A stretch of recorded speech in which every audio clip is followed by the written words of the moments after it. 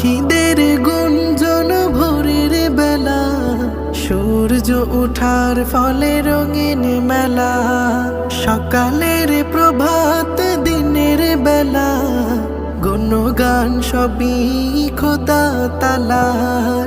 আল্লাহর প্রেমে ব্যাকুল থাকে, আল্লাহর প্রেমে ব্যাকুল থাকে আমার এ রূহ।